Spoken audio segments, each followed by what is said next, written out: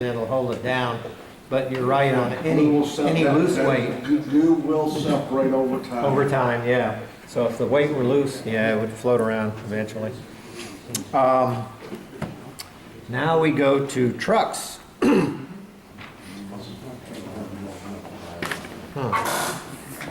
Yeah, trucks. Okay, let's find that assembly. That is, looks like this.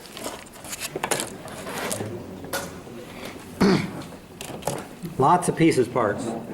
Lots of aggravating pieces parts. So, follow the tips here. The first thing you do is take out the inside journal. And what those are, I don't know, you can't see them too well from there. They're just like little pockets, cups, and they're going to fit inside here. All you need is the regular tester's cement, just a little dab, and stick it in there. It's just a tack hold it, because eventually the wheels and axles will hold it in there.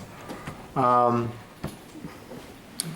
number 66 drill will help ream out some of these little, again, it's black on black so you can't see much, but there are little tiny holes where these brake shoe assemblies are going to fit in. And there's another optical illusion, because, and I brought this especially for this, if I get up my magnets.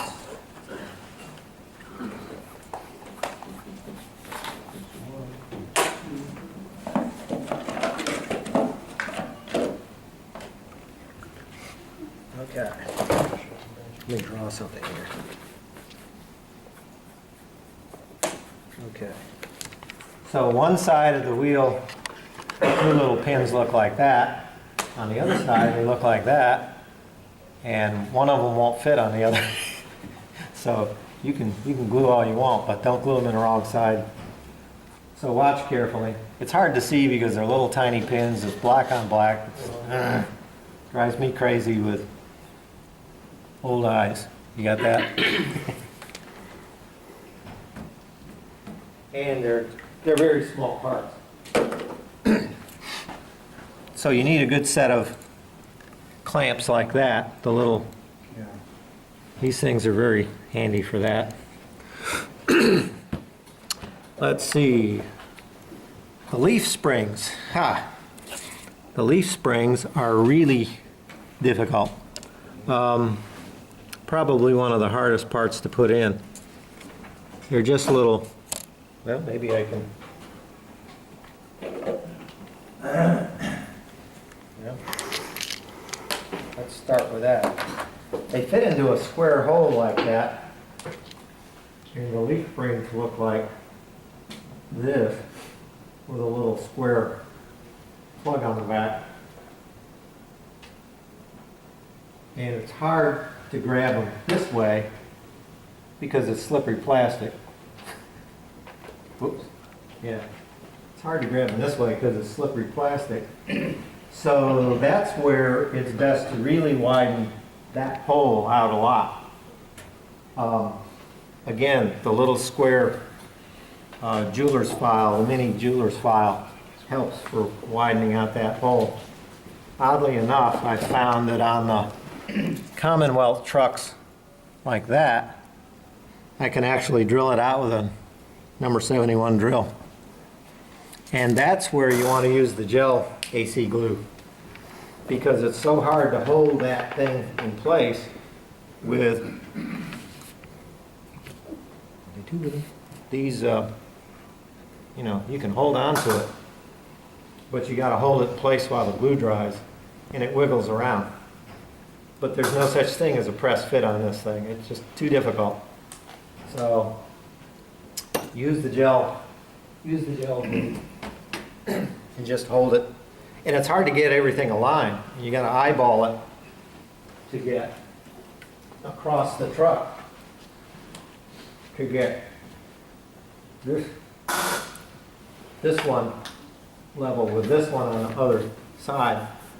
So you're trying to get them lined up so they're not squeegee. and it's very easy to get them squeegee. So the trucks take a lot of care, and they're delicate once you finish. So it's very easy to knock those leaf springs off. Again, that's why I use AC glue, because you got to use the toughest stuff you can to hold them. And it's always going to be delicate. So these cars don't take a lot of rough handling. I mean, they look great, and they run okay. We can make them run. I'll give you tips on that. But they're still delicate. Okay, gauge the wheels for accuracy. You get a set of wheel sets in here, and the early branch line trains, most of them wobbled. So if you rolled them down an incline, you'd see wobble, wobble, wobble. You got to gauge them carefully, or give up and use KD 36. Use the 36-inch wheels, not 33. 33 freight cars, 36 passenger. Not necessarily. Let's see. Yeah, okay. Let's talk about that. The main bolster hole. You got 2 holes there. I'm not sure what we did with, I put 6-wheel trucks on that. I don't have the one that I put 4-wheel trucks on. That probably would use the other center hole, I'm guessing. But this center hole for a 6-wheel truck, and of course, you can't pin it down through the center. It's the offset hole that you use on the offset kingpin hole. But drill that out with a number 50 drill, and then you can use a tap so you can put a 256 screw in it. Okay, here's the one you've all been waiting for. How do you get this thing to operate on the kind of curves we normally use? You have to be brutal. Let's see. Let me pick one that I didn't get here. Yes, I did. Okay. Let's try this one. So, here, you've got the center sill coming down, and it invariably will interfere with the truck assembly. So you have to, we're not showing this up here. Ooh, that's too bad. You have to go straight down at the clearance point, figure out where it's going to clear when it swings, and then make a little notch there, and then you can whittle working backwards like that, come back, shave it off bit at a time. That's pretty dramatic. Yeah, you're going to have to cut a lot to get the trucks to clear. But once you do, it'll run on, I don't know, whatever the, what's the minimum radius for the modular division layout? 32 and 32? Yeah, no trouble operating on those. Any trouble I've got operating on those comes from other things, not from truck binding. But you have to chop an awful lot off. And in fact, you'll wind up nipping off some of these brake rods that would have interfered. So you're going to lose some detail. So again, I guess you can either build them to sit on the shelf and look pretty and be fully compliant with all the details that they gave you, or you can make it operational, and then it doesn't look so pretty, but it runs. So those are your choices on the trucks. Let's go to tanks and body stuff. You Now, have, before you go yes. on, in the section on trucks, you say that branch line is pretty good at giving you replacement Yeah. parts. Question is, Building who's one of making these, them now? and the axle yoke, the screw with the axle yokes is missing from the kit. Oh, So I'm wondering if I go back to branch line, I would give them the imagine. model, the Sure. number and everything, they'll give me the axle yokes. Yeah. Okay. The question is, are they still in operation? Because I haven't seen anything new come out. Sean's saying no. Branch line was absorbed by Concord. Concord. Okay. Well, Although isn't Atlas selling the cars now? And right now, Ford, very little of any kind of parts are available. ah, I've heard. so that's going to take, I haven't had this happen in a while because the later branch line cars, the wheel sets were better.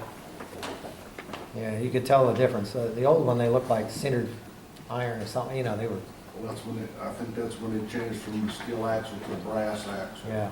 Which is the better wheel. Yeah. Okay, tanks and boxes. Tanks and boxes, you got a casting like that, little pieces, parts, halves of tanks, ends of tanks. A lot of delicate stuff you've got to piece together. Again, this can be tedious, so you need a lot of patience to build these things, but heck, it's no worse than an Ambroid car. For those who remember that. That's why I do it in the hotel room when I have nothing else to distract me. Okay. Now, part of the pieces, parts that you'll be putting in the underframe and traps and tanks and everything else, the steam traps, they have you put them in. Don't do that. The directions say, I'm telling you, wait till later. Because the steam traps are the most delicate of those underbody parts, and sure as heck, they'll break off.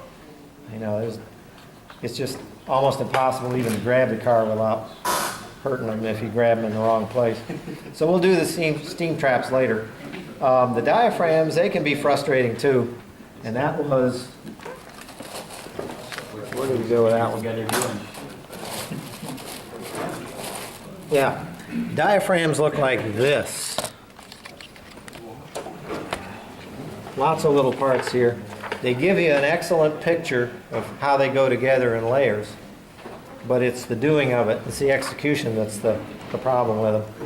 Again, use a number 61 drill to widen the holes at the top and bottom of the face plates.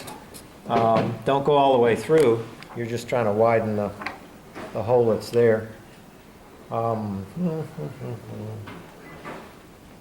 Yeah, you'll be frustrated beyond belief if you don't widen the holes first.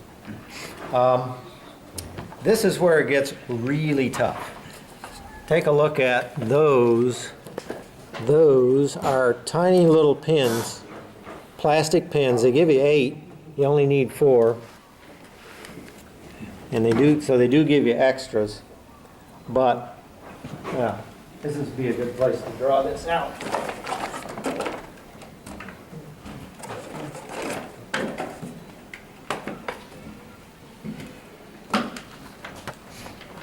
Let's see. Let me try to do this. So there's a bottom level face plate with a hole here. And we're looking at a edge on like that. And then you've got those torsion bars, and the tabs for those are next.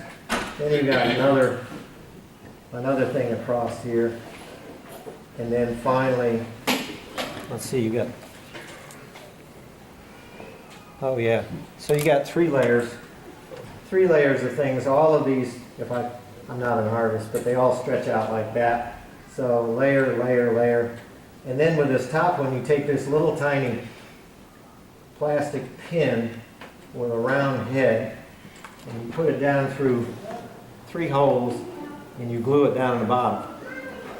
And that is not easy, because that thing is so small, and you're trying to go through 3 holes to get to the bottom one. So first lesson was be sure you widen those holes so that it goes in easily. Second caution is be sure you're lined up. And then the third caution is you got to use, what do they do with them? These needle nose tweezers to hold them, because these little pins are only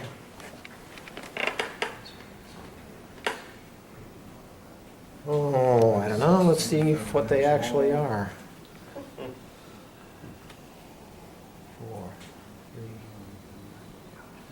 3. Yeah, they're only a 1/16 of an inch long.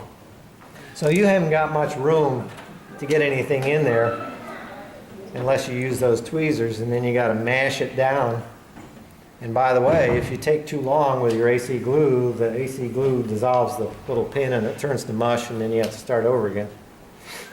So that one's not easy, but it is doable. The walkway section, which is this little part here, it's a little flat plate that's your floor plate that goes over the pieces, parts of the diaphragm. That won't fit as is. You're going to have to trim a little bit off let's see if we can explain that. The inside, the rounded part is out, and the inside part, you just need to trim off the edge. Again, I can probably draw it better.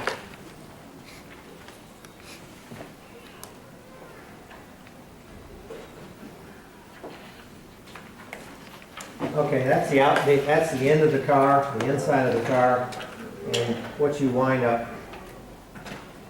cutting off is a little bit like that, so that it'll fit in those three layers of diaphragm. Okay, couplers, let's see. Let's find the coupler section here. Okay, couplers look like this. You got coupler boxes, and you got these little wings that are going to be the spring that allows you to get centering action on the draft gear box. But they're too long, and they'll bind. So you got to nip a little bit, not too much, maybe I don't know if I could say as much as let's say a 30-second off the ends of those, and then they'll fit in better. But don't nip off too much. Better to do it gradually. Yeah. Let's see. The centering screw on this thing, again, is too tight a fit. You know, again, there's a rim that fits around it, and it's going to swivel like that. So you're going to have to widen that out. Let's see if I gave you any directions on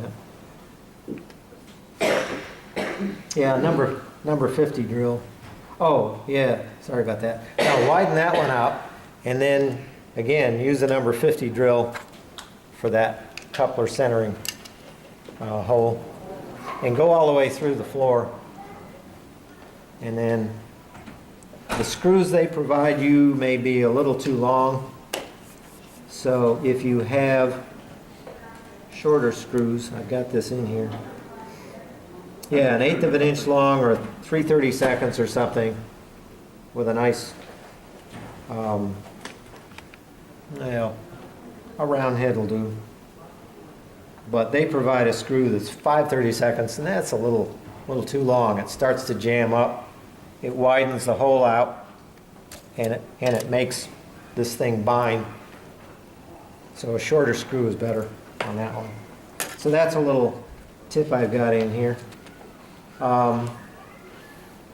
MKD 58 or 5s will work, but what I found is on the modular layout, because every time we set up there's some unevenness, the scale couplers on a long car will get out of height and decouple, and you don't want that. So I'm going to have to go back and retrofit with the regular MKD 5s just to get better operation.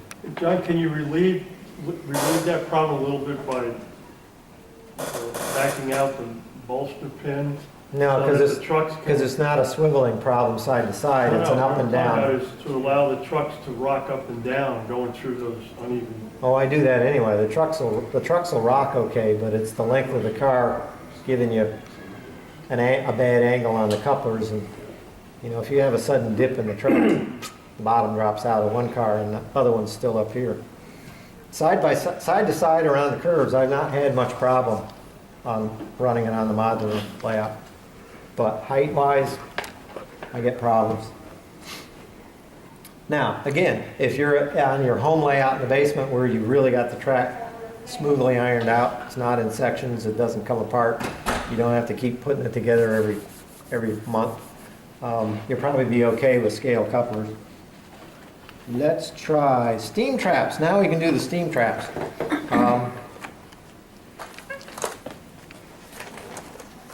They're here in the tank section. So you've got single and double ones. The double steam traps can only go in one way. So that allows you to look at them and find out in little micro details on the head of the steam trap which way faces the outside of the car. So use that knowledge to put the single steam traps in, which you could put in any old way, and that'll tell you which is the right way to put them in, because it's too fine a detail to see from looking at the pictures. And the diagrams don't tell you that either. So that just takes a little modeling sense. Okay, now we go to an interior. And the basic branch line kits, both coaches and Pullman, come with a basic interior that looks like this for a Pullman. And the coaches, What the parts did coaches, you have to paint? Because I don't remember hearing you saying you're painting No. any different than what the kit provides. no, well, see, the kit, when they provide you the basics, everything's kind of in Pullman green, and then the walls are beige, and that's about the color that you would have seen in a real Pullman. So I didn't even bother painting those. The one exception might be in a coach, where coach seats can be different colors. So depending on your railroad's preference, you can paint them up, you know, burgundy, gray, blue, you know, like a royal blue or something. And again, you would want to do that before you install them. Well, one thing with the beige in there, if you put people in there, you can see the people better. Yeah, okay, good idea. Now those, what are they called, napkins that go over the tops of the We seats? will explain. Oh, that's later. All right, Yeah. sorry. Okay. Let's see, for the coaches, here's where if you wanted to do this, you would need to do it before you put the Snap it in. snap it in. And that is, the seats they provide are bench seats, i.e. goes straight across the top. If you want to make them look like individual reclining seats, then you're going to have to notch the center of the seat. And, let's see. Diagram here. Want me to hold that for you, John? While you're That's right on okay. it? Because it's I make a going to good be a tripod. simple.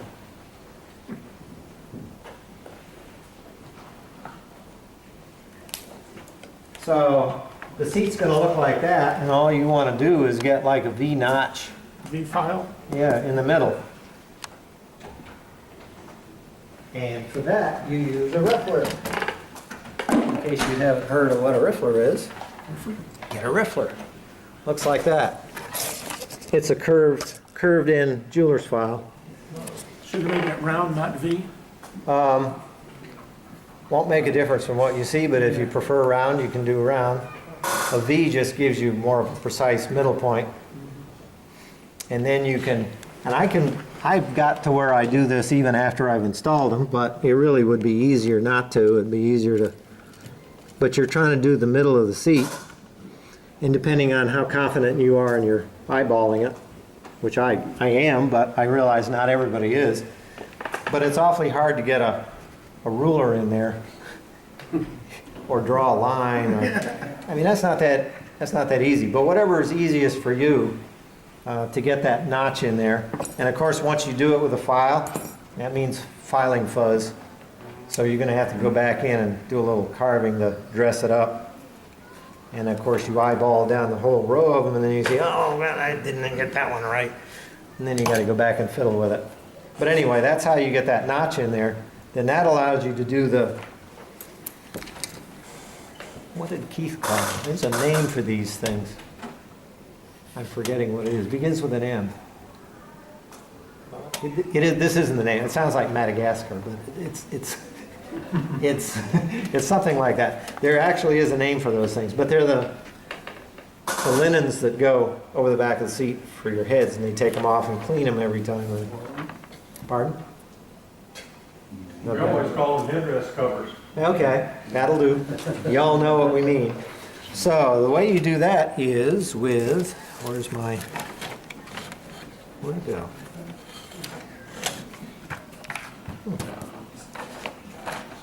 What? Maybe that's like the tape we use for lines on the roads, I guess, right? Lift up the card second on your stack there, papers, where your tape is. Oh, that one. Oh, here it is. Good. Glad somebody's watching. Okay, this is artist's graphic tape, like masking tape, white, 1/8 of an inch wide. Why? 1/8 of an inch just happens to be 12 inches. Well, that's just about the size you want.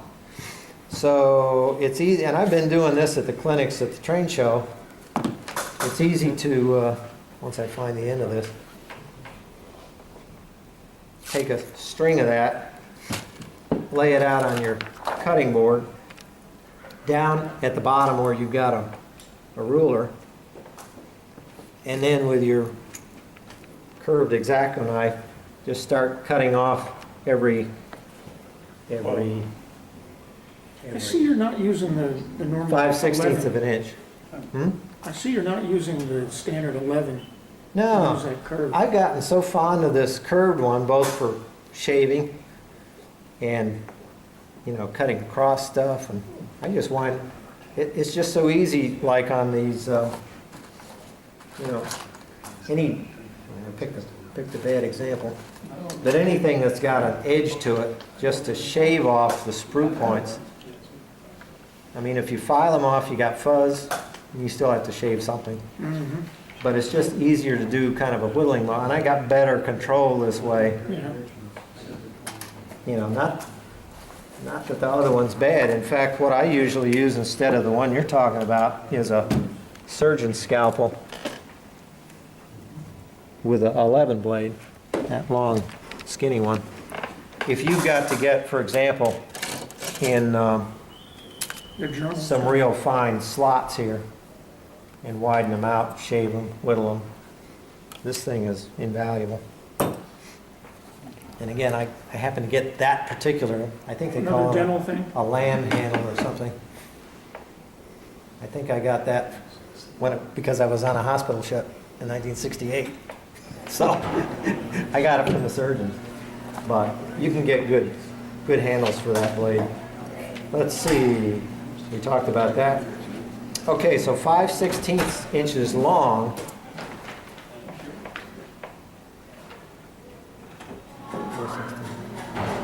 Yeah, 5/16 long is going to give you like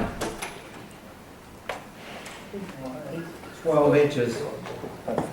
See, 12 inches of headliner down the front would be 1/8 of an inch, and it gives you 12 inches on the backside, 1/8 of an inch, and then that extra